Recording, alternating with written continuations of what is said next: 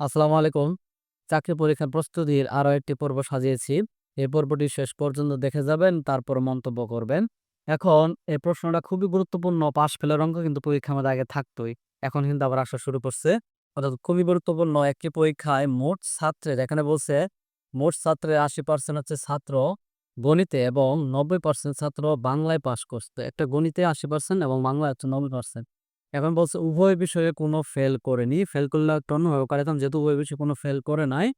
তারপরে বলছে কি ৩৫০ জন ছাত্র উভয় বিষয়ে পাস করছে। তার মানে আমরা যদি ১ম এ উভয় বিষয়ে পাসটা বের করতে পারি তাহলে কিন্তু তাদের শর্ত মতো আমরা এটা লিখতে পারবো। তাহলে ১ম এ আমরা লিখি উভয় বিষয়ে পাস। উভয় বিষয় বলতে এখানে গণিত আর বাংলা আছে। তাহলে আমরা লিখি উভয় বিষয়ে পাস। তাহলে ৮০% যোগ ৯০%।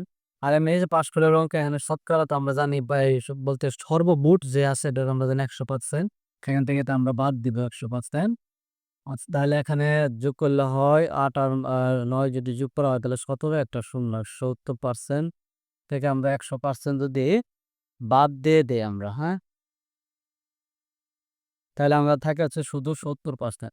এই যে ৭০% এটা হচ্ছে আমাদের কি উভয় বিষয়ে পাস। এখন দেখেন এই জায়গায় সুন্দর করে লেখছে যে উভয় বিষয়ে পাস করে কতজন? ৩৫০ জন। তাহলে কি আমরা লিখতে পারি না? এই ৭০% সমান, সমান ৩৫০ কারণ তারা কিন্তু বলে দিছে এটা। তাহলে আমরা লিখব শর্তমতে ৭০% ইকুয়াল টু এখানে কত আছে? ৩৫০। আমাদের বলছে পরীক্ষায় মোট কতজন উপস্থিত ছিল আমাদের এটা বের করতে বলছে। তাহলে ৭০% যদি ৩৫০ হয়, একের কত আর শতকরা বলছিলাম যে ১০০। এভাবে আমরা সাজাবো। তাহলে ১% এ কত হবে তখন? ৩৫০ আচ্ছা কমে আসবে তখন নিচে হচ্ছে কত? ৭০।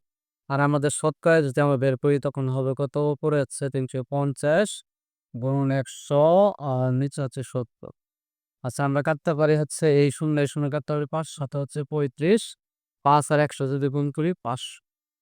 তাহলে আমাদের সর্বমোট উপস্থিত ছিল কতজন? ৫০০ জন। তাহলে এই যে পাস ফেলের অঙ্ক কিন্তু আরো একটি পাস ফেলের এর পরবর্তীতে আমরা আরো একটা অঙ্ক করব পাস ফেলের। সেটা আরো গুরুত্বপূর্ণ অঙ্ক থাকবে। এটা কিন্তু নরমাল একটা অঙ্ক কারণ ২ টা আমরা কি করব সাবজেক্ট যে বিষয় আছে ওই বিষয় যোগ করব। ১০০ থেকে এটা বিয়োগ করে দিব। এরপরে আমাদের বলছে যে ৩৫০ জন ছাত্র উভয় বিষয়ে পাস। তাহলে উভয় বিষয়ে পাস কত আছে? ৩৫০। এখন এই একটা কথা বলে যে এখানে যদি এখানে যদি বলতো উভয় বিষয়ে ফেল, এরকম যদি কথা থাকতো তখন কিন্তু আমরা এই যে যত পার্সেন্ট উভয় বিষয়ে পাস করছে ১০০ থেকে এটা বাদ দিয়ে যে পার্সেন্টটা থাকতো তত সমান, সমান কিন্তু আমরা তত লিখতাম।